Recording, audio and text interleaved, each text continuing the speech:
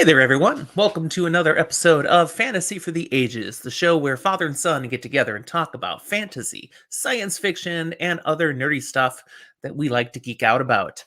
Today, I'm coming to you here without Zach, but I still have a friend here. So we've got Spencer again from the Fantasy Files. How you doing, Spencer? I'm doing great, man. Thanks for having me back on. Oh, my pleasure. It's After always the fun to last do one, I content. wasn't sure if I'd ever be invited back. Oh no, never doubt it. Never doubt. Oh, we always have a good time. And if you guys do enjoy what you see here today, I got a few things I want to ask of you. One is like the episode. If you haven't subscribed to our channel, I hope you will. And remember, I had a guest today, so you'd want to go find his content too. Spencer, where can they find you? What's that other thing that you do out there? So we are a little podcast called the Fantasy Files Podcast, primarily on YouTube. We occasionally put stuff up on Spotify. I've been meaning to get back to that, but you can find us on YouTube, Fantasy Files Podcast. We talk about, we do like full spoiler discussions for various books and series. A lot of the popular ones like Dresden Files and Kingkiller and the Sanderson stuff, all that. That's pretty much what you can find over there. We also do author interviews. We also do something that I'm actually recording a new one today called the Creators Corner. And that's a series where we bring on other content creators and ask them about, creating content. And then we go off topic and we talk about aliens and ghosts and all sorts of weird stuff. So Solving all the world's problems. Yeah. Whatever. All right, yeah, check out their channel. They've got a lot of fun stuff, a lot of similar things to what we do, but there's special too. Cool stuff. So again, thanks for being here, Spencer. Yeah. Whenever Zach and I record, I'm always drinking something, and I'm two-fisted drinking today. Oh wow. So I've got water. Okay. But I've also got just a little whiskey. This is Nice. Ensign Red, fine Canadian apple whiskey.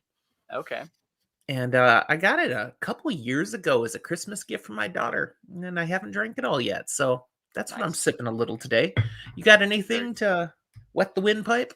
Yeah, I started drinking this beer called Voodoo Ranger Juice Force, and this is a favorite of Gabe's. And Okay.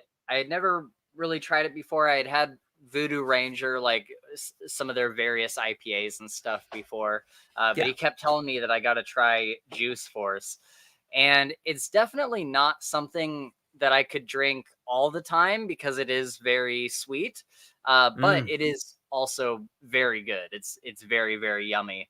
I'm enjoying one of those today. Nice. All right. Well, what are we going to do besides drink today?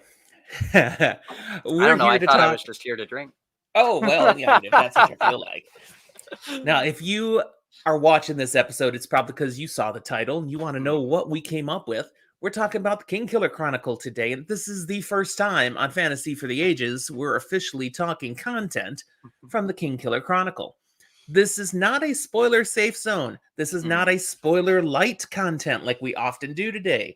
Anything goes, talking about the Name of the Wind and the Wise Man's Fear. So if you haven't read those yet, this is not a safe episode for you, and you should not have these books spoiled. Definitely not. But I just finished literally 2 hours ago, I think. I finished The Wise Man's Fear, and Spencer, I have to admit it, the last 3 hours were at 1.5. Yes. Just because I had to get it done in time, and I made myself focus. You have to stay a little more in tuned with what's happening because it's moving. But I got it. I got it all, and I enjoyed the whole thing. Yeah. So what we've come to do today, because we could do other episodes just talking about content in general with the Kingkiller Chronicle, but I challenged Spencer to come up with a top 10 moments from these two books, and I've done the same thing. Mine's very fresh because just finished. And I admit, and I know you were saying it too, Spence, it's not easy to come up with just 10. There's so many great moments in these two books. So we're going to reveal these. We're going to talk a little bit about why we think they're so awesome moments. And we'll go back and forth, starting at the bottom of our lists. When we have repeats, we'll kind of note those and such. We'll see how similar we are and how different in our Hmm. perspectives on these. So I'm going to start it off. Okay. My 10th, okay, from the bottom, my 10th top moment in the Kingkiller Chronicle is an odd little one because I think it's going to mean more than it did when it happened. It was a triggering event for Quoth, and that's his meeting with Scarpy, the storyteller, in that Ooh, tavern bar in Tarbian. I interesting. Okay. That really, it was validating to him. Oh, this guy's telling the same story that my dad, had, and how they got killed over that. He thinks, Hmm. and he's finally hearing it again. And that guy, I mean, Scarpy, there's something about him. And Hmm. of course, he gets dragged off then. I think we'll see him again if we ever get book 3. Yeah. I think there's something more to it. So that tickle of an event that happened that did point him along, continuing along his path. Yeah. That's my number 10. Okay, What? that's cool. A lot of people usually kind of glaze over that the first time and they don't really pay attention to those Scarpy stories because it's a lot. Like it's a lot to pay attention to in that moment.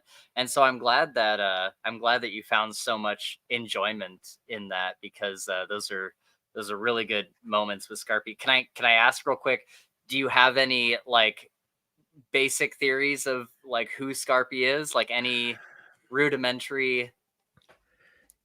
Yes.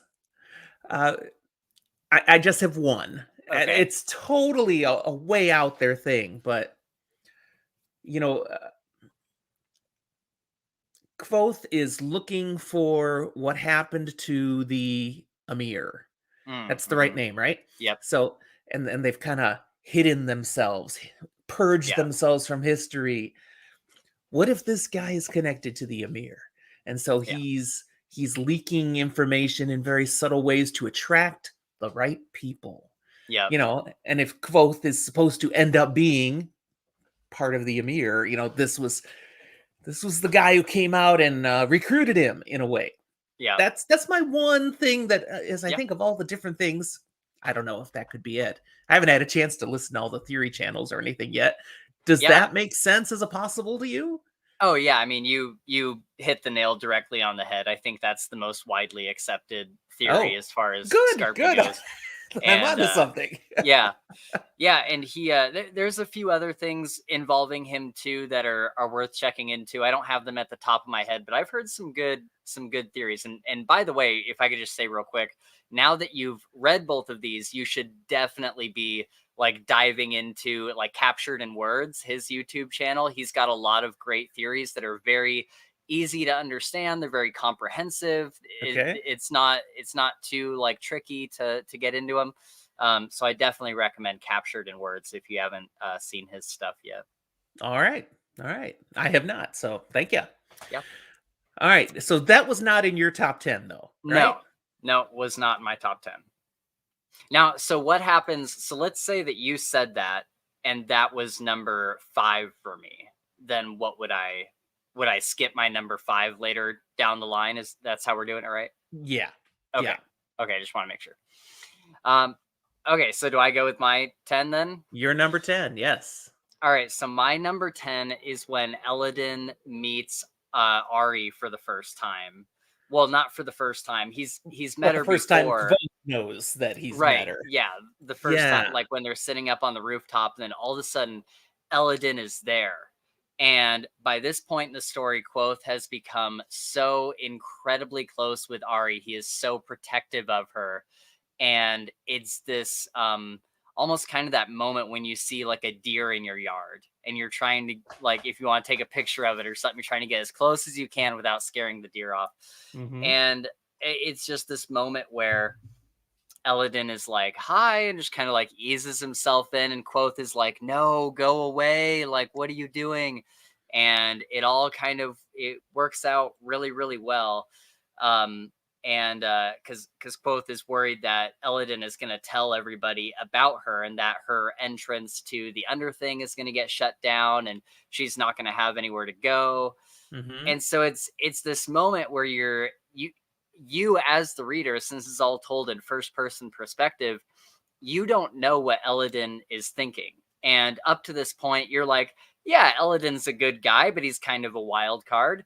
And Quoth is like, Elodin is a wild card. Like, I don't know what he's going to do right here. So as the reader, you're worried for Ari. You're feeling the anxieties with Quoth, and you're not sure which way Elodin is gonna fall. And then, of course, he comes around. He's like, yes, I know about Ari. He's kind of met her before, but she's never let him be super close. And then we get this kind of cool understanding of he mentions that Ari is a perfect name for her, and asks why Quoth has chosen that name. Right. And Quoth thought that it meant like sunny or something, but that's not what it means.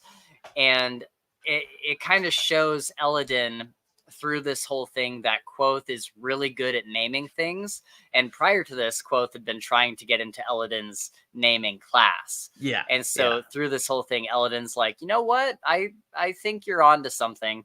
And the popular held theory, if you don't mind me kind of telling you what the theory is that Ari, her real name is Ariel, and she's Princess Ariel, which is mentioned in one of the like present day kind of interlude stories. And Okay. and Quoth mentions, you know, I've stolen princesses back from sleeping Barrow Kings. And so everybody thinks that Ari is the princess that he saves later on. Interesting. And Okay. Elodin clearly knows who she is. Like, not just that she exists, but he knows like who she is in the grand scheme of things. And so Okay. yeah, I think Elodin's like, you got really close to Ariel there. And yeah, so it's just a great scene. People have made whole Okay. videos about it, breaking it down. It's awesome.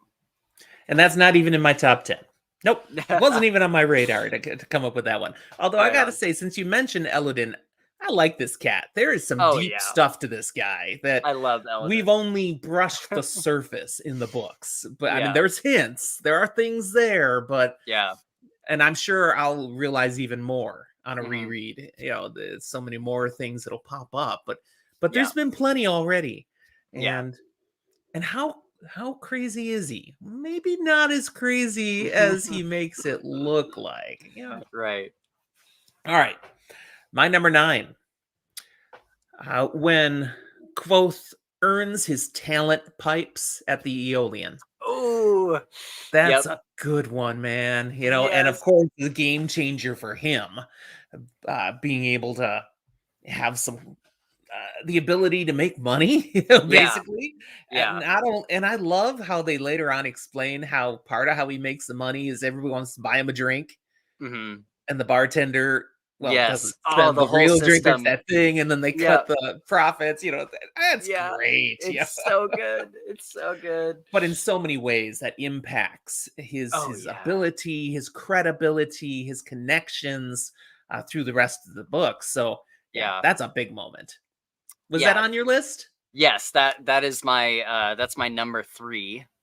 Whoa, And that's much higher. Wow. yeah, Okay. yeah. Okay. I love that scene, and I think Oh, when he for all the loses reasons. himself in that song, in the music, Oh, when you can just, oh, it's so good. Just everything, even the stuff like directly before and directly after that scene are so good, and you can feel the celebratory nature of when he gets it, and all him and yeah, all his friends yeah, go out like partying and having a great time. And the way that Rothfuss conveys that is you feel that as the right. reader.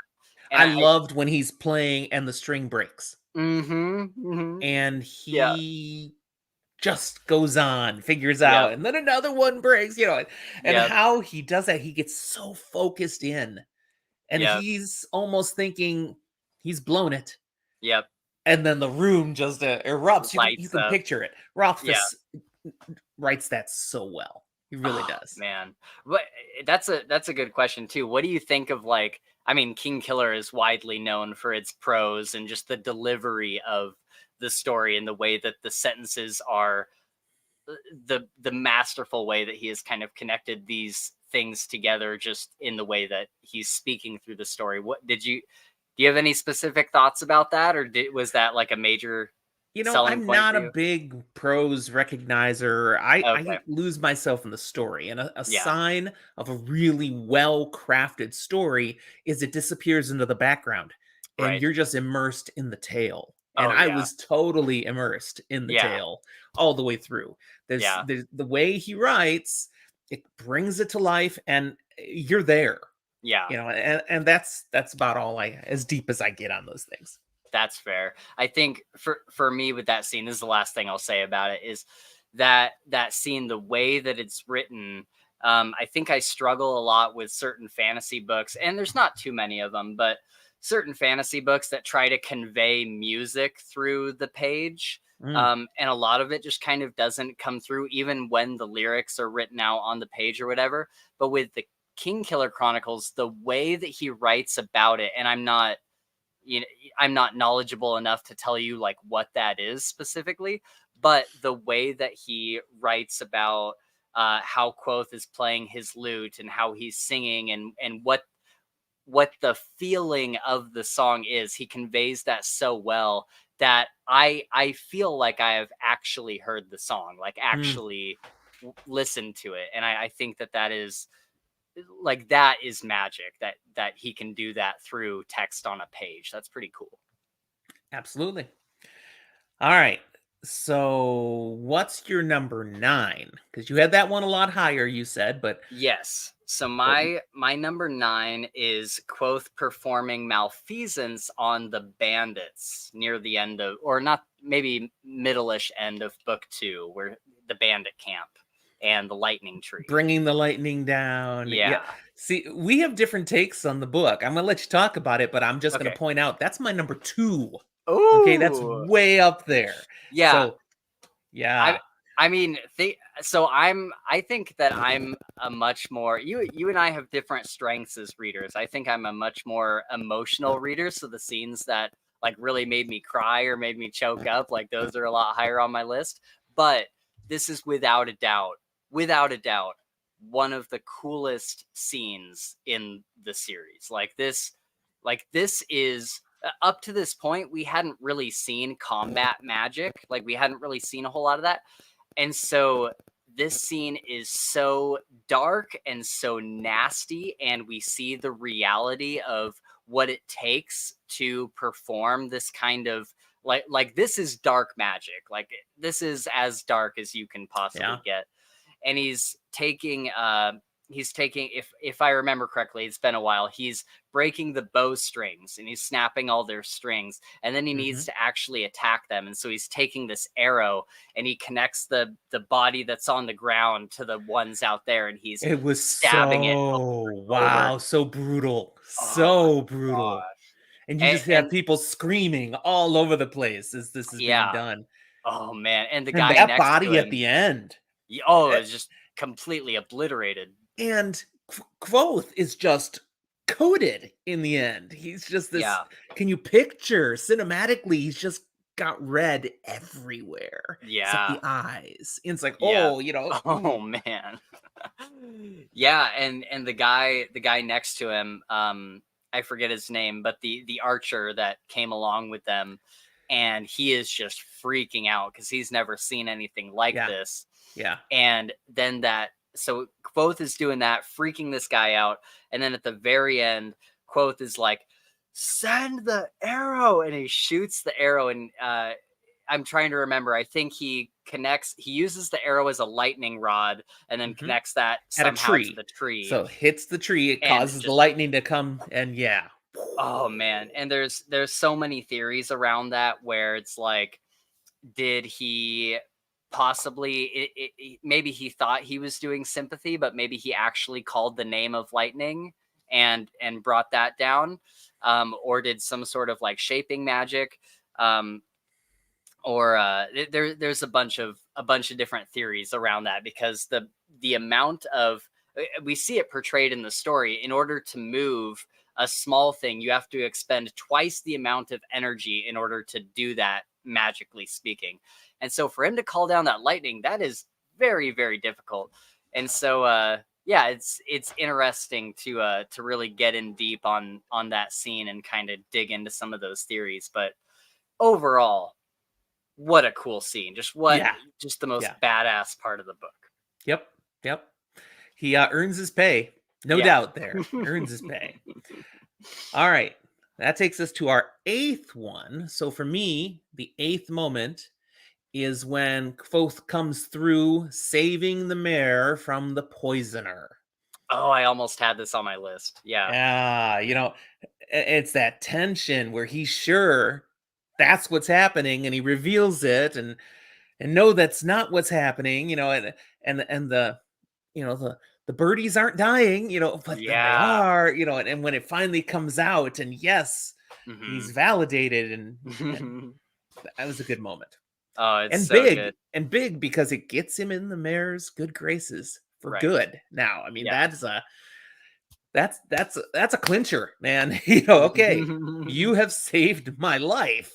So I owe you. And I wish I could grant you a title and give you land and all this stuff. And I can't because we can't admit I was almost killed by the guy I've trusted for years. Right. But, right. Yeah, that's a moment. I love the relationship between the mayor and his like right-hand man. I'm forgetting his name. But starts like it's Snope. Snapes or something. Snope. Or I think it's Snopes. like it's that. not Snape. That's from that other one you're reading right now. Right. Yeah, that's right. But yeah, I love the relationship between those two because the whole time the mayor was like, no, like never say anything bad about him. And Quoth is like, he's poisoning you. And the mayor's like, no, he's not. And it turns out in the end that the guy was actually like truthful and he really was like they would do anything for each other. And so I loved that whole just kind of that scene of the reveal of the birds. Like he had been taking these birds away so that his friend wouldn't get sad. Like that is so, because ever since the birds have been in your room, you've been getting better and better, and I just don't want to derail that because you got dead birds. Yeah. That's so sad. And you almost caused both to be killed, Right, yeah. that is one of those moments though, even though it was such a close thing, when it gets revealed, it's like, oh, thank God. Like it's the most relief I've ever felt in a book ever. So that's my 8. That didn't make your list though. You thought about it, but didn't put it on. Okay. Yeah, I thought about it, but it did not get onto my list. Well, what do you have for number 8? So my number 8, and I just think that this whole chapter is so funny. I don't know, up until the point where I had read this for the first time, I don't know if I had ever laughed so hard in a book. But the raid on Ambrose's room, where Quoth is like, he needs to get his like Mommet back or whatever. And he just he finds a way into Ambrose's room. They all have this whole plan, and Fella like takes him out for the night. Like they go on this date, and Quoth is just like destroying his room, and he starts a fire, and he's like, everybody, we need to get all this stuff out of his room, and he's like throwing stuff out the window. And then you got Simon on the ground, and he's like, put out the fire. He's like stomping all over Ambrose's stuff. Oh man, that was a long time coming, and it was so funny. And then for Ambrose to come in at the end there, and he can't prove that Quoth has done this intentionally. Quoth's like, dude, I just like saved all your stuff, basically. Like I just totally, oh man, it's so good. And all the people are in the inn are like cheering for Quoth, and Ambrose is like, no, you don't understand. He did this on purpose, and nobody believes him. It's so like, good. Dude, that's your room? Yeah. I was just here drinking. Like that. It's a good scene. It is. That's not on my top 10, but that's fair. It's worthy. I like it. Yeah. It's good. Yeah. All right. My number 7 then. We'll move to 7. Hmm. Is it also involves Ambrose. But when Kvothe calls the name of the wind at that time when Ambrose has Oh, stolen his loot and then breaks it right in front of yeah. him, and Ooh, Kvothe just loses it, yeah, and Ambrose, ends up breaking his arm, and yeah. and then you know Elodin shows up because wow, now Kvothe he's He messed just up from called the that, wind. Yeah. you know, Yeah. and that's huge. It's a big moment in his life now, Right. and it has more ramifications, but just the moment itself, Yeah. it's a pinnacle moment, and it makes my top 10 at number 7. That's awesome. Yeah, that almost made my list. It was really, really, really close. It probably would have been if I had put it on my list, it probably would have been in the same general area. There's just so Because many good moments. yeah, Yes, that it, yes. that it's a fantastic scene though. I really like that one. Yeah, yeah. And we really hate Ambrose. And I And have a we theory really here. hate Ambrose. I Yeah. have, I have a theory. Oh, I have no idea, but I sure. would love in book 3 some circuitous things happen and Ambrose becomes king. And that's who Quoth kills. That would be brilliant. But That I'll say that is the prevailing. Do you want me to tell you? is That that really? Is that what yeah, people think? that is the prevailing Oh theory. Yeah, man. you're right on track, man. 2 for 2. Wow. Because this dude so has it coming. Oh I know. man. Yeah, Mm. yeah. All right, what's your number 7? So my number 7, and honestly, now that I'm looking at this should be higher up on my list, like closer to the top 5. But Quoth playing his lute for Vachette behind his little curtain after messing up with her earlier. Oh, wow. Dude, Yeah, that this doesn't make my top 10. I didn't even think of it for the top 10. yeah, What? Th- Yeah. this is a scene that always gets me every single time. I'm like, man, that was just so well written in the way that it played out because you're at this moment where Quoth has and here's the thing. Quoth, one of his main character flaws is that he talks too much. He opens his mouth when he should not open his mouth, Mhm. and he just lets things fly. Yeah. And so with Vachette earlier in the day, he had, or maybe it was the day He before or had something. really stuck his foot in it, man. Oh Oof. man, Wow. and And and he she was knows it. yeah, He and he knows screwed it. up bad. And the thing is there's no way that he can talk his way out of that corner. There is nothing he can say She to makes that clear. yeah. I can't And believe anything you tell me right now. Yeah. right. And so there's no amount of apologizing. There's not even like I don't even really think time would really heal that wound. Like because she would always just go on thinking that she can't believe anything that he says, or that he like fundamentally misunderstands what they're doing out there. Mhm. And so the only thing he can do, the last card that he has left to play, and luckily it's the card that comes straight from his soul, it comes straight from his heart, is he knocks on her door. He doesn't say anything.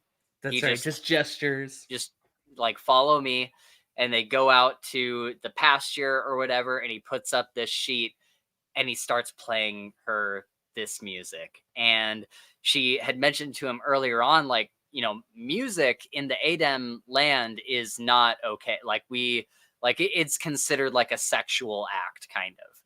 And You might do it in the privacy of your home with your family, but you would not right, do this out in public. right. And she's like, the only way that people can really enjoy music is if there's like, someone comes into their home, they put up this curtain and whatnot. And so Quoth abides by all of those customs, and he sits her down and he plays her music. And yeah, man, that scene, it gets me choked up every time. I really love it because it's this turning point where she realizes, okay, there is something like I have misunderstood this boy. Like I have not completely understood, what he's about. And Well, so him it kind of brings out here, I mean, she's right. There's Mhm. something dark about him. Oh yeah, There for sure. is. and she's seen it, and she's concerned, deeply concerned about it now Right. that we're giving these tools to this very dangerous, dark person. We Yeah. may have made a horrible mistake, but he has a redeeming quality. He has such Right. heart.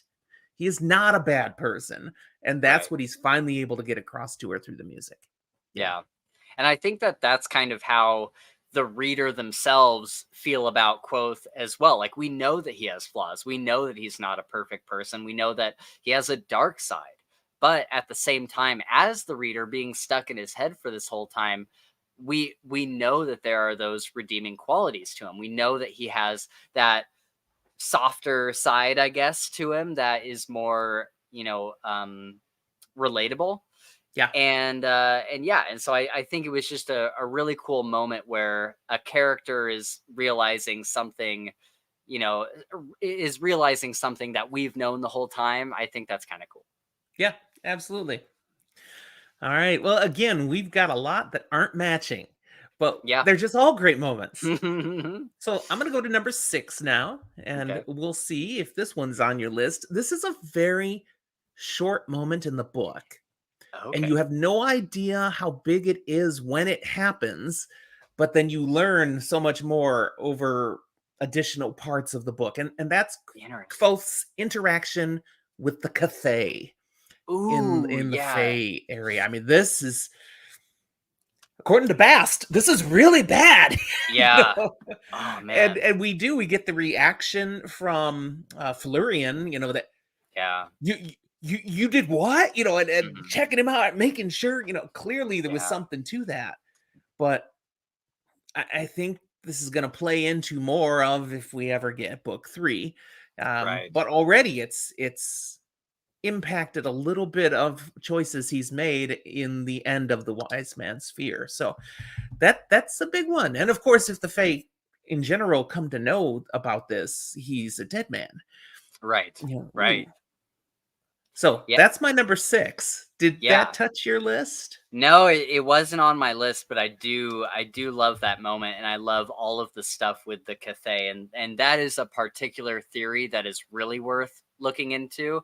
Um, Okay. and yeah, it's really fantastic because from that you have Bast explaining it. Bast explains it in such a good way where it's like everyone's kind of poo pooing it, and he's like, "No, you don't understand. Just the fact that you know about the Cathay and that you know that it changes the thing, or that it predicts the things that you're going to do, and like knows the future and sets you on a certain path, just you knowing that affects how you do things, and that changes, and it goes so deep, and it's kind of circular, and you can really get Yeah. lost in that logic. Well, and it uh, painted it out. It's not just that it knows the future. It knows every future. right. So Right. it knows exactly what to say or do Yes. to you to get the result it wants, no matter what you think you're going to do. Right. So what it already did to Kavoth Yep. was just to get the results it wants, and it's not a Yeah. good thing, is what Right. we're being told. Yeah. So and then ooh, And then you have the chronicler coming in on the other side, and I can't fully remember what his argument was. You could probably remember it better than it I was right would. towards the end. It's the Yeah. bit where he, is trying to get Bast so mad that Bast Mhm. would hit him. Right. Right. But you're Yeah. right. Yeah. So yeah, and then Bast doesn't hit him, right? Right. Right. And so yeah, the chronicler, again, I can't remember exactly what the fine details of it were, but he made a counter argument that was also really intriguing. And so as the reader, you're looking at this situation, you're like, man, it really could be either one. It really could. So I think that that's one of the most interesting theories in the Kingkiller Chronicles, and I think it's one of the most just compelling parts of the story in the long term. Yeah. Yeah. Okay. Well, then that's worthy to be on my list, Yeah. but it's not on yours. Let's find out Nope. more from yours. Yeah. What's number 6 for you? So mine, this is it's also kind of a small moment, but a little bit of not context, but I guess. So when I first picked up this book, I had heard people talking about Kingkiller occasionally because I was just starting to get into fantasy, and I was like, I don't really know like what I should be reading or what's popular. And so I went to Barnes and Noble, and I just like went to the fantasy section. I was looking around, and I picked up the Kingkiller Chronicles because I had heard that name thrown around a few times, and I kind of opened it to one of the beginning chapters just to see like what I was looking at. Yeah. And I opened it to where Quoth and Ben are on the wagon, and in the beginning of Name of the Wind, and they're kind of traveling, and Ben is teaching him some magic, and you're learning the basics of how this magic system fundamentally works. And then there gets to be this moment where Quoth thinks that he has learned enough, and he's like, I want to call the name of the wind. And so he attaches if I remember Almost correctly, kills himself. Yeah. the air in his lungs, he attaches it to the bird, I think, or something like that. And he tries to basically like send wind at it. If I'm remembering this correctly, he attaches the breath in his lungs to something, and he basically expels all of the air from his lungs, and he's like and he can't breathe. And Abernathy comes over, and he has to actually call the name of the wind to get it back into Quoth. And from that moment, I was like, I'm hooked. I'm completely sold. Like this, that the idea of connecting two things together through magic and seeing, and there's so many different ways that they can play out depending on what you connect through sympathy. I thought that was just such a compelling magic system, and it was such a cool use of that to display how this magic can go horribly wrong if you're not careful. Because I think that a lot of fantasy books don't really show you how the magic can go wrong. Usually it's like, this is how you shoot a fireball or whatever, but they don't the Wheel really. of Time does. Well, okay, yeah, okay, whatever. Yeah. But a lot of fantasy that I've read hasn't been super good about showing you kind of the backlash that magic can have. And so, I don't know, this was just something that I read when I was younger, and I was like, it's the reason why I read the book. So it had to be somewhere on my list. All right, well, that's not on my list, Sure. but his instruction, his time with Abernathy, yeah, that is on my almost Like rans, right. my honorable mentions. So definitely that's pivotal, the things that he does with him. Yeah. All right, we're moving into our top 5. My 5th one is when he passes his test in Ademre. The whole passing with the tree and his choices and how he does that. I mean, that is such a moment, and good results as a result of it. But it's another time where he's able to call the name of the wind, and then loses it. And then he's like, oh dang, now what? Just the things that happen in that moment. Good stuff. I love that. And when he's trying to figure out what to bring back, which and he's looking, he's like, he sees a sword, but he's like, will they think that if I bring back the sword, will they think that I'm like power hungry? Or he's going through all this stuff. And it's so classic that he comes to that conclusion. Damned if I do, damned if I don't. That everything has multiple meanings. Yes, exactly. And I love the solution that he comes up with, because Quoth, as a character, one of his defining attributes is he is incredibly clever. He has 100 skill points in cleverness. And so, he's leaving the tree, and he decides to take one of the leaves and cut himself and basically say, like, I will bleed for the school. And it's so good in a situation where nothing is the correct answer. Oh man, it's so good. And then he gets out, and Veshette gives him a bit of crap, like, basically, you drama queen. Yeah, like, just swaggering up like, I will bleed for the school. Like I love their back and forth so much. They have a good relationship. And they have quite the relationship. They Teachers do. and students handle things different there. Oh yeah. Yeah. That was that was a You spicy seem part of the distracted. book. Shall we take care of this? Right. Yeah. Do you need I'm help? like, dear God, I wish I had gone to that school. No, you go to jail if you are like that in our world. It's like, no, but oh, wow. Okay, different culture. Yeah.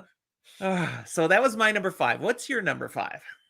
Okay, so yeah, that should have probably been on my list, honestly. But as I'm realizing with a lot of these, but you back me into this corner, Jim, and And hey, it's fresher on my mind too. right. So some of these pivotal things are still ringing around in my head. So That's true. That's true. And a lot of yours are from Wise Man's Fear, right? I feel like most of mine are from. honestly, just 6. Yeah. So Okay. 4 of mine are from The Name of the Wind. But yeah, I mean, Yeah. Wiseman's Fear is like twice the length, at least, of The Name of the Wind. So it makes sense. More of ours comes from the second book. Yeah, I love both of these books almost equally, but Wise Man's Fear, I really like that. That is my favorite one of the series. So number 5 in Wise Man's Fear, the False Troopers. When he and I'll talk The whole about scene. yeah, I'll talk more about this in a minute. But when he kind of tells this story to Sim and Willem about these troopers that are camped along the road, and then like a few chapters later, he comes across this band of troopers that are camped along the road, and this was easily one of my favorite twists in fantasy. I think like it is. He comes across these troopers, and you think, oh wow, Quoth has actually found people that are like him, like the Edema Rue. Like this is the first time that we're seeing them on the page, aside from that time with his parents earlier on. And so you're like, oh man, like what if he goes traveling with these guys, and what if he is able to find a home here, or at least like a temporary situation with these people. And then weird stuff starts happening. There's like these two when girls. They bring the girls out. Yeah, right there and then. Wait a second. Like something's wrong. And the interesting thing about this is so much of the world around Quoth has said that the Edema Rue do this. But Quoth, he's like, no, they don't. But Quoth has been proven to be an unreliable narrator. And so in this moment, you're like, do the Edema Rue do this? And we've just been getting Quoth's side of the story this whole time. And so it's kind of this almost like double fake out for a second. And then you find out that no, these are not real troopers, and that they have definitely, stolen a wagon and pretended to be Edema Rue. And Quoth just goes ham on these people and kills all of them, and then lines them up on the ground and brands them. And leaves the one with a gut wound. So, and the worst part there, that he leaves a water bottle with him. Yes, and it's gonna make him take longer. The agony longer. Oh, dude, it was one of the darker moments of the series, aside from the bandit camp.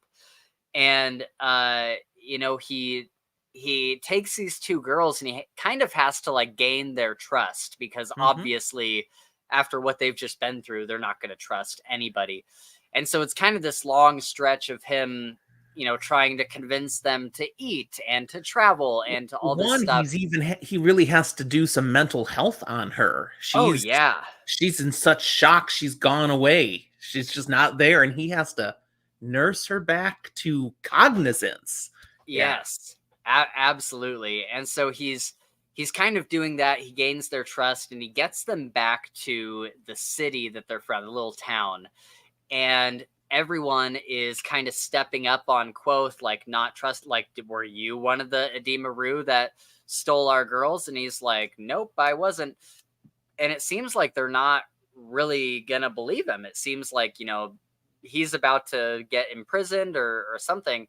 And this guy shows up, and he is, I think, the younger girl's boyfriend, or someone that they were like promised to each other or Yep. something.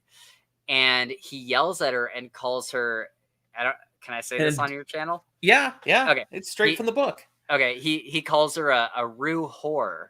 Yep. And Quoth loses it Instantaneously. Oh my gosh. He Snaps says, the guy's arm. dude, and I love this moment where he's got him like held behind his back, and he's like, "What's your name?" And the kid's like, "You broke my arm." And Quoth just goes, "Name."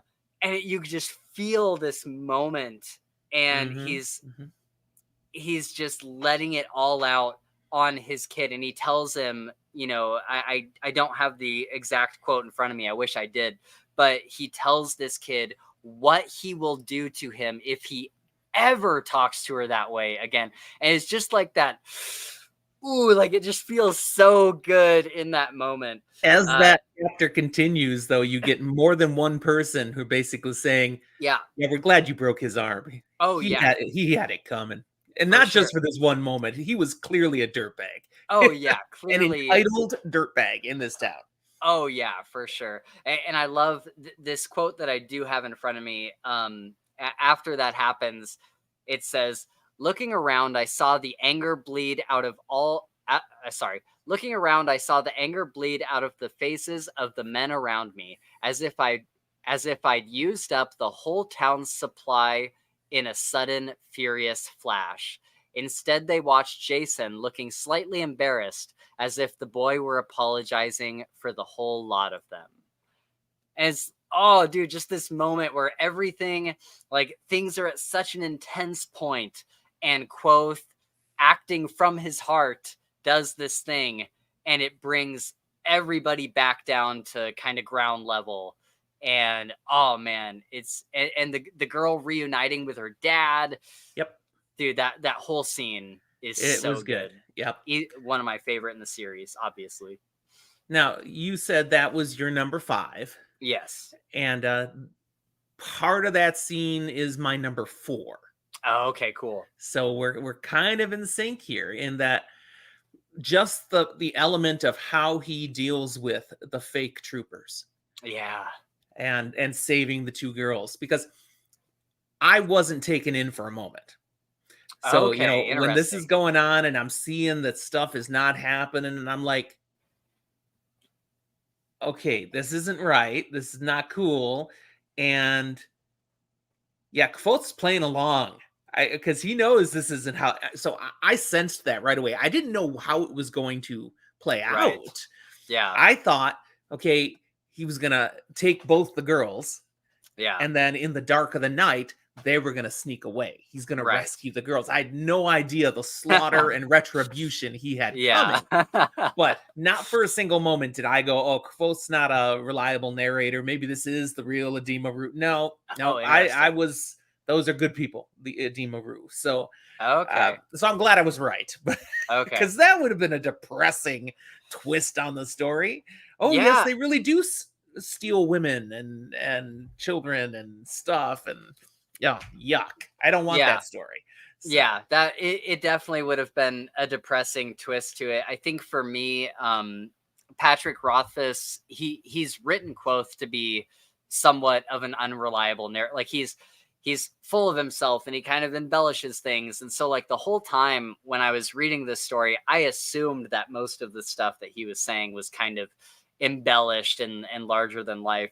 And so for me, it was that moment where I'm like, oh, dude, what if like everything that we've seen so far has just been Quoth's side of the story, and that the Edema Ru really aren't as great as Quoth thinks they are. But I have a different take on what we're getting in this narrative, because when they go back to the interludes and Bast and Quoth will talk about some of these things, and yes, Quoth admits that he, will sometimes embellish and all, but this is my moment. I'm telling the true story. Yeah. We're not putting all the fluff and stuff on. I'm being down to the truth. This is my one time. And Yeah. they've done that again and again and again. So when That's we're fair. in the narrative, I don't think we're supposed to get that some of this might be unreliable narrator perspective. We're Mm. getting the true goods now. That's Okay. how I've read into it. Okay. Anyways, so yeah, just the way he goes off and takes them out, it's cold-blooded, man. Oh man. It's so calculating. Again, he's clever, Yeah. and he uses that cleverness to just ruthlessly expunge them from the Yeah. earth. Wow. Yeah. And it Yeah. describes, how he's chasing them. Some of them are crawling away, the Yep. screams, the pleas Yeah. for mercy. We didn't have a choice. Yeah. Nothing Yeah. changes what he does. Yeah. Yeah. It was super grim dark. Like he is Yeah. cold-blooded, going out of his way to or in some cases out of his way, like when they're running away or crawling away, Yeah. going out there and finishing them off. And way later, when he's then with, I think, Gran in the Yeah. village, and then the shakes hit, and he's Yeah. really, almost Coming to terms. hyperventilating now Yeah. over what he'd done. We see he's got heart. Right. Yes, he cares, but he has capacity to do Right. amazingly bad things Right. if he feels justified. Yep. Yeah. Yep. All right. So that was my number 4. And Okay. this is the closest we've gotten to Yeah. having something aligned. Right. So that was cool. Right. We'll see if we have any more in the last. But what's your number 4? Yeah, so mine is and this is like, oh man. This was like pretty close to this is probably one of my I don't know why I put this at 4. It should be higher, is what I'm getting at. Quoth telling the story about the Rue inviting the wandering beggar into their family to Sim and Willem when they're on the roadside. And they're kind of sitting around this greystone. Yeah. And, they've been kind of drinking all night, and kind of that whole chapter is just really good, of them kind of celebrating and wandering around together and just having a good time. I love those scenes. But then they get to this greystone and they're kind of laying down and they're just kind of talking about life and talking about the world. And Sim is like, tell us a story. And so Quoth tells them this story of this beggar that wanders from campsite to campsite, and he stumbles upon the Amir and a few other people. I forget what the other ones were. But then eventually he comes to the Edema Rue and how they welcome him into their family, and they give him more than they take themselves. And just this whole story of this guy that's been so down on his luck, and this troop of Edema Rue, they bring this man in and they call him family and they call him father. And that just the story alone makes me tear up every single time. Like every single time I've read that, I've gotten super choked up. But then that man like stays with them for years, and he becomes part of their, traveling troupe. And I love that whole thing, just like the moral of the story. And it tells us a lot about who the Edema Rue are, which makes my number 5 so shocking when that happens. But not only that, but Quoth says after he tells that story, I don't know, cinematically, I just pictured in my head, like he tells this story and everything is just really quiet, and it's the dead of night, and they're all kind of laying around out in this field or whatever. And Quoth tells them, this is a story. The Edema Rue do not tell this story to the people that they perform for. This is a story that the Edema Rue tell each other. And Speaks so to who they are. Yeah. And so it's kind of this moment where it's like, this story isn't meant for normal people. This story is meant for people in the family. And so it's this moment of him inviting Will and Simon into his family. Oh man, gets me choked up I'm getting choked up now. It's so good. It's so good. I love it. So you are highlighting, and you've mentioned it already earlier in the episode, we approach literature very differently. And Yeah. I'm seeing it here again, because that didn't even cross my mind. for a Oh list yeah. for a top 10 list. Yeah. I appreciate it in another level because of how you just described it. Yeah. But that really was like a flyover chapter for me. I'm like Oh, that I interesting. didn't get hooked into that and really Yeah. moved. I'm like, okay, that they're bonding, yay, Right. kind of thing is all Yeah. I took from it. But Yeah. I see your point. Okay. And I think it's this thing too. I think the reason why it's so impactful is because even though Will and Simon and the three of them have kind of been friends, Quoth has never let them in on who he is. Like he has, like they've been like they're friends. They go out drinking together, and they have very um deeper than surface level friendship, but still there's a lot to Quoth that he is not telling them ever. And Right. so this moment where he's like, okay, like you guys are part of my, it's a big deal for him. Yeah. And I think that's why it really registers with me on that That's level. fair. Yeah. All right. Well, we're going to move into our top 3. Now, you've already Yeah. shared your 3. So, I'm going to do my Yes. 3, Well, but you already what you said earlier was my number 2. So, like, I'm going to do my 3, then you're going to right. do your 2, Right. Correct. Yeah. okay? Yeah. Cuz again, just to rehash, your number 3 was the earning of the talent pipes, which Right. I Yeah. had I've down at already number done that. 9. Yep. Yep. And my number 2 was the calling down the lightning, taking out the Right. bandit, which Correct. you Okay. Yeah. already had on the list. So, Yep.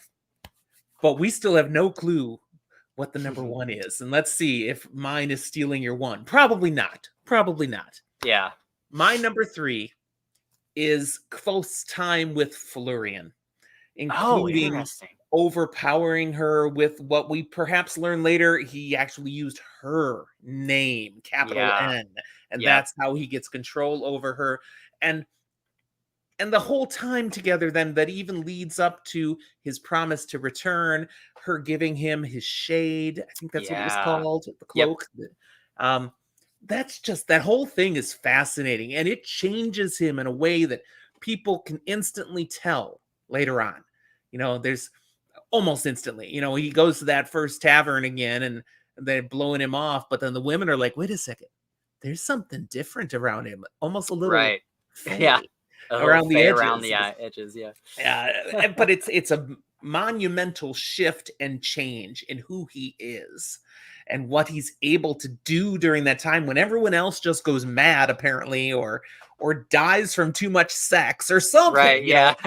He's the one that comes back, and he comes Right. back better. It's like, Right. oh. Yeah. It's So a that's big, my big number 3. upgrade That moment. whole thing, I was like, whoa, what the heck? I mean, Yeah. first teenage boy's dream, but wait a Right. second, no, this goes badly for everybody, but not for Cloth. Look at Yeah. this. Yeah. Yeah. Yeah. I think that's one that I was considering putting on my list, but I think in the grand scheme of things, it's the other moments that I really like. That scene is interesting too, because people, just to be clear, I am not one of these people, but the people that criticize the Kingkiller Chronicles and call Quoth a Mary Sue, they refer to that Florian scene, and I'm like, I don't know, like it's a good scene, and I think that he's still using his cleverness. There's Mhm. maybe a little bit of plot armor, but I think most of all, he's just a really clever guy, and he's naturally gifted at naming. And so in that moment where he names Felurian, that's coming from skill for sure. Yeah. Yeah, absolutely. So, good one. Good one. All right. We've had your 3, but let's hear your 2. What is your number 2? Oh yeah, so 2 is Quoth loses his loot and he doesn't know where it is. He can't Oh, find it. that He, was a great scene. it's so Yeah. so good, and he can't find it anywhere. He goes down to the desk and he's like, "Have you seen my loot?" And she's like, Yes. "I don't. It Yes. was down. Wasn't it down here last night, or you had it, or whatever?" and he cannot find it, and he's freaking out. His lute is literally an extension of his physical self. Like it is so important to him. Yeah. This is tragedy. It's Yeah. gone. What? Yeah. And then he finds out. I forget exactly how it plays out, but Denna finds him and is like, "Hey, I have something for you," and she's gotten him a lute case, and he's like, "Oh And my this is gosh!" just even worse then, He's like, the lute case is so Luke case, beautiful, and and I it's didn't have my loot, but he yeah, hasn't told her that. He yeah. hasn't said it. And the case, he says, is worth more than his loot, and so much care and love has been put into this thing, and he doesn't know how to tell her that he doesn't, like, he lost his loot. And then I think I have the quote here. The guy pulls it out from Yeah, behind, and the man behind the counter brought out my loot and placed it in the case, and I began to cry. yeah, And that's how the chapter ends, and then it starts the next one with him just like they're like on a bench, and Denna's like, she's like, "I'm so sorry. I didn't think about." Yeah, Oh, it was God. just this comedy of errors, Yeah, 'cause exactly. he was supposed to meet with her. She would have known. He would have known. Yeah, it's Yeah. just, Oh, dude, it's so good, and just like that is a good moment. Again, didn't make my top 10, not even yeah, my honorable mentions, but it's a okay, good moment. Yes, yeah. I thanks for think bringing that one back. I think for me, it's just like how much Quoth care. Like you really see how invested Quoth is in this thing, and we've known that, but just Mhm. this moment of like this physical manifestation of him being so upset about his loot. Such a good scene, and then just Denna getting him the case. I think that's just such a sweet moment where she basically spends, or no, she sells her necklace, right? To get him the case. Yeah. And yeah, it's just her just being willing to give up her stuff to get him Yep. something that he'd enjoy. And of course him getting her the necklace back later on is great, but that's a whole nother bullet point. But There you anyway, go. There you go. All right. We're to the moment now. Yeah. Revealing our number ones. My number one is a dark moment, man. Interesting. Okay. But it's the one, it's pivotal because it sets up all that follows. And it's when Kvothe discovers his entire family dead. And the Chandrians are there, and they let him live. Right. And it just, everything follows from that one pivotal key moment. Yeah. The darkness that's in him, it's from that moment. His obsession with the Chandrian is from that moment. Right. The things he does then to find a way eventually to get to the university, it's driven from that moment. Yeah. And the way that moment comes out is just so horrific and tragic. And then he's observed, he's seen, and they just kind of, we'll let him go. He's not even worth killing, in essence. Wow. Yeah. Oh man, yeah. And that moment. He plans to change their mind. He was worth killing, and you blew it. Right. Here I am. That's right. Yeah, man. It's kind of the origin story of everything, right? I think that from that, in that same vein, like him going from there to like Tarbean and just setting him, what was he, like 9 or 10 or something? I forget how old he was at that time, but I don't recall, but he was young. Him like being orphaned at that age, and then just being in the wilderness. Like now he's just in the woods. Like what do you do? Like in this world, there is no child protective services. There's nothing like that, and so you become a street rat. That's what you are. And so from that, setting up everything with him in Tarbean, and living that super difficult life, man.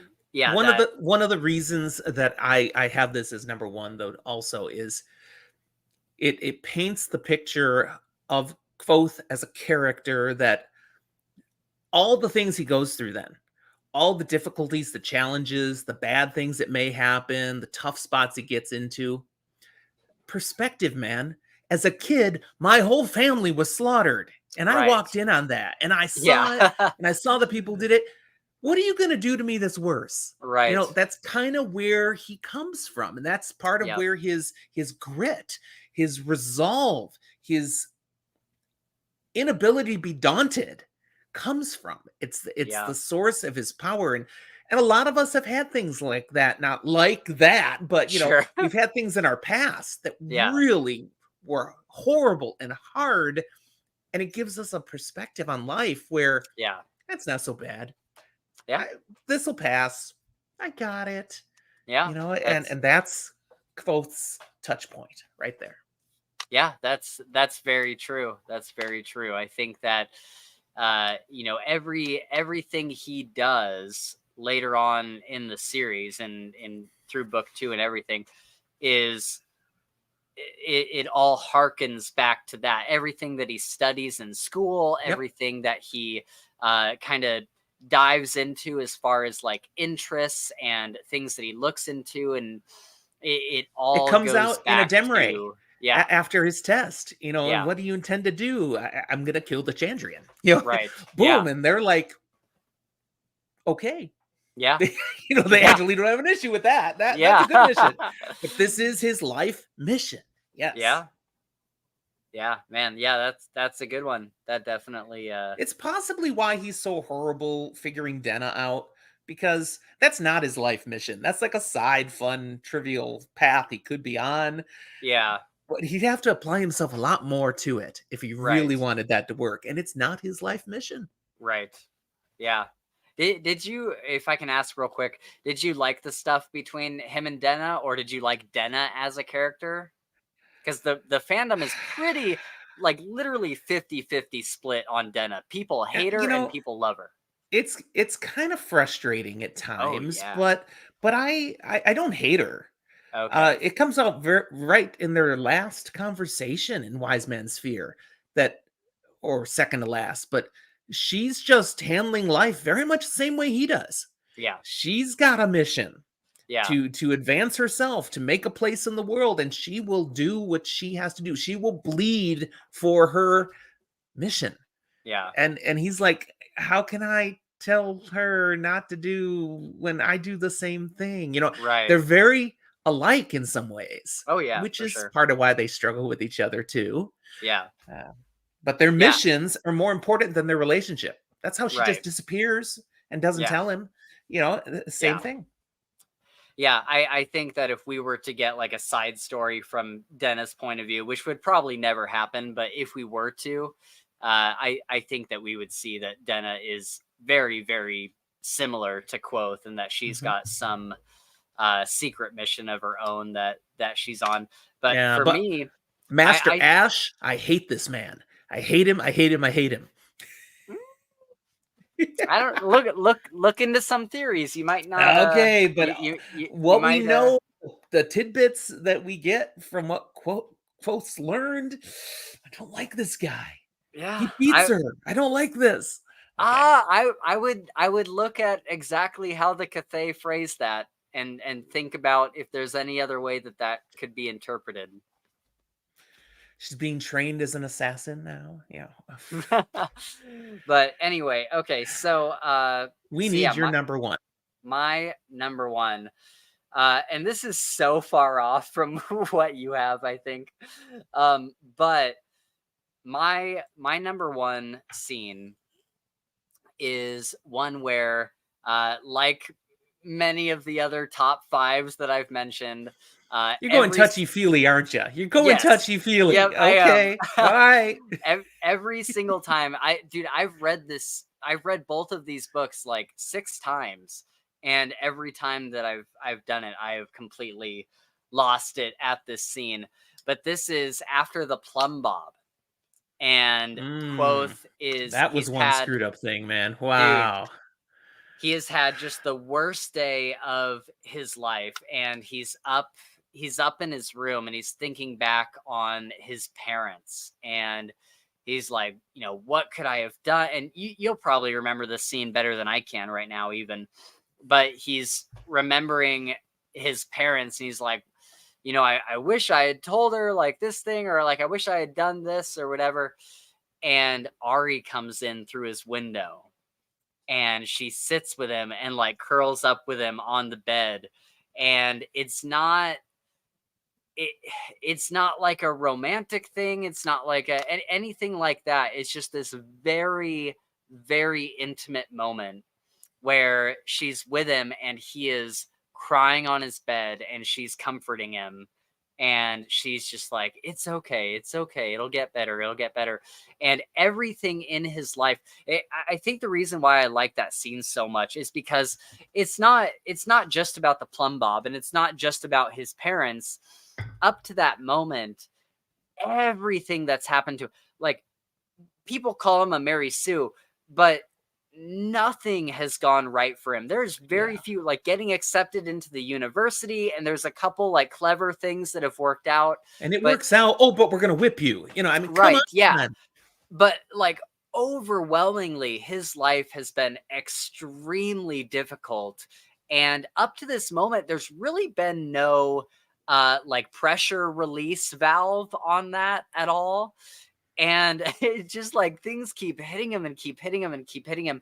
And there hasn't really been this moment besides like maybe the first couple chapters where he's in the woods. There really hasn't been this moment where he can stop and just feel everything that has happened to him. And so just this moment where the plumb bob is allowing him to express all of this stuff that he's kind of kept pushed down for a long time. And he's just letting it loose. And at first he's just there alone, and he's just going through this completely by himself. But then we get this person who is there for him no matter what, this person that he loves very much as family, the person that he looks out for.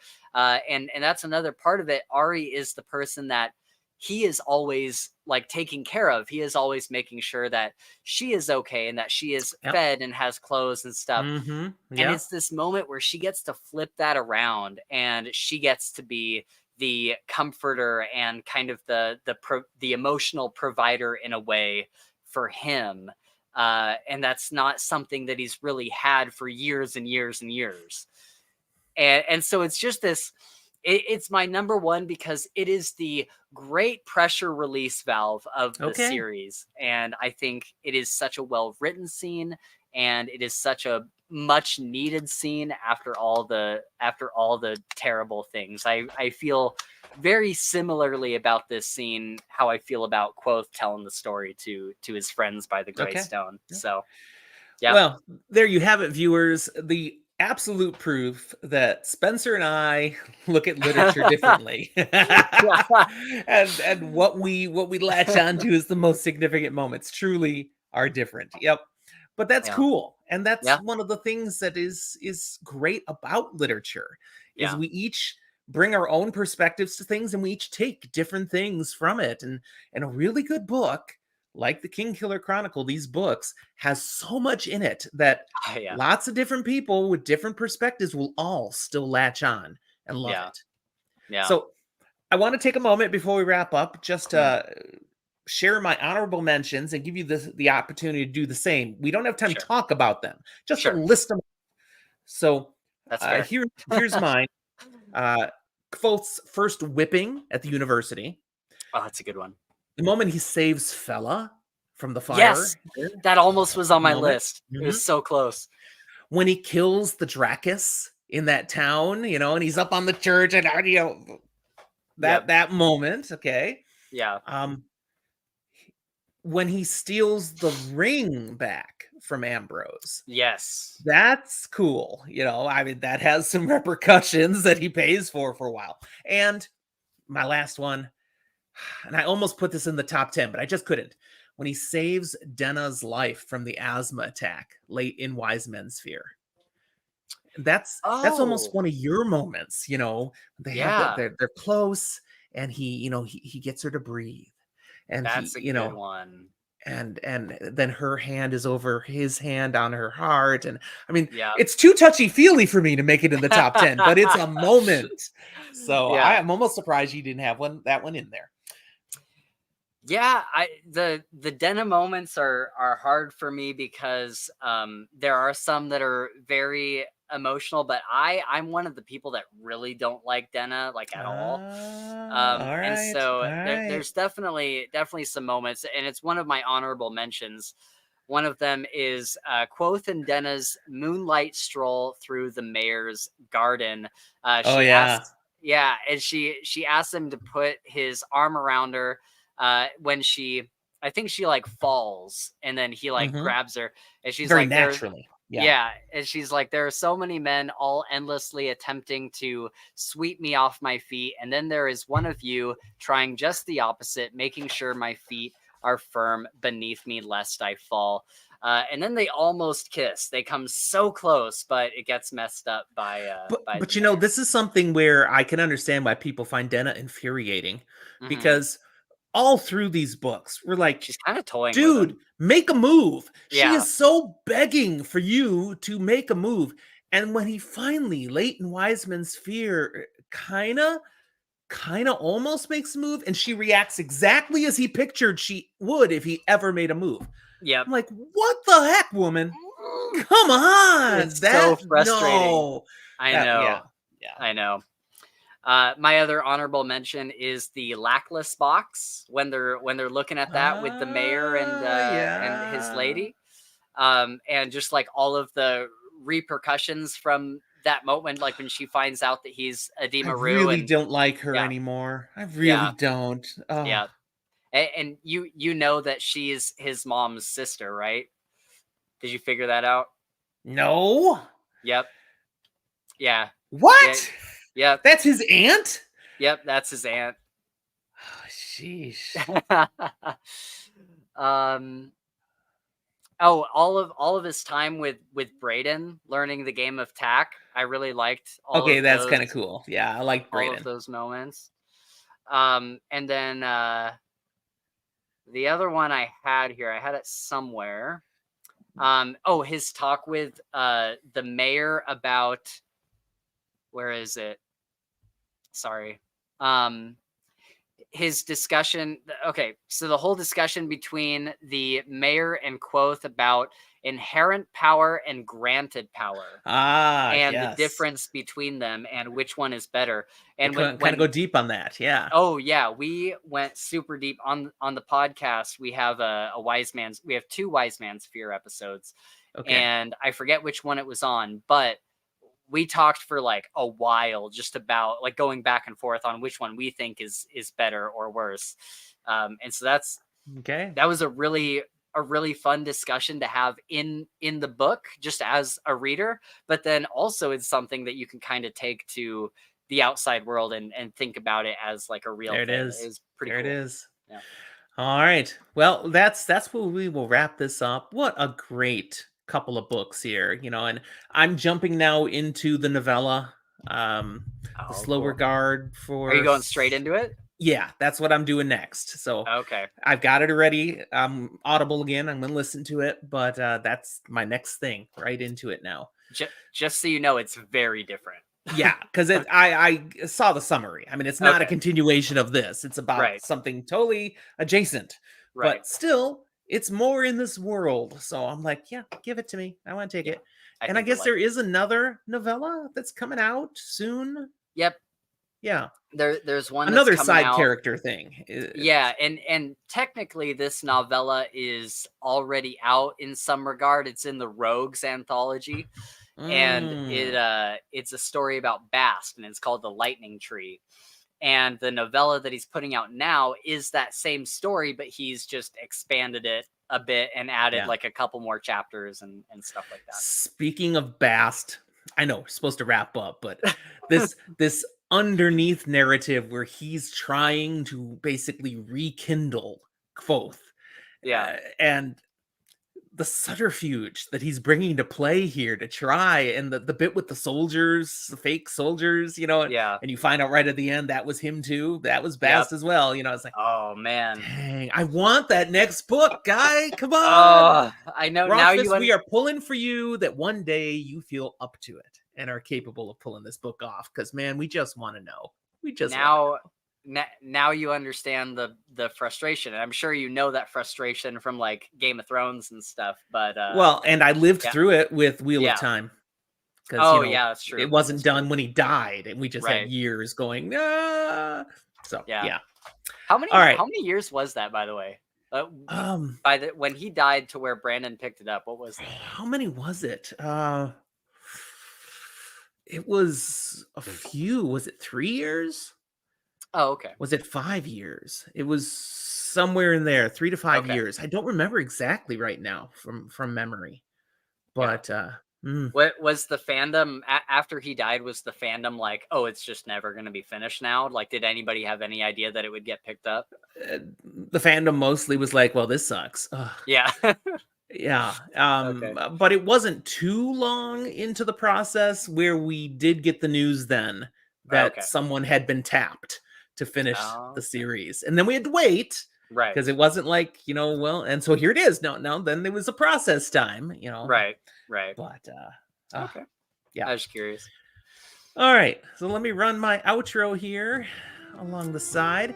And again, thank you, Spencer. It's been a blast to talk. I can't talk to Zach about these. He hasn't read them yet. So right. That's where you are my surrogate son sometimes. And we can exactly. talk. Yeah. Yeah, exactly. I'm really glad that we got to talk about this because Kingkiller is just one of my top 5 favorite series. I get it now. And yeah, I'm so glad you enjoyed it, man. I was really hoping you would. I'm glad I let go of my resistance. Yeah. Knowing it's not done and said, screw it. Okay, I will read it anyway. And now I'm apologizing to all those that I've told not to read it. And I'm a different tune. Yeah. All right. Thanks for being here with us, everyone. We'll talk to you next time. Bye.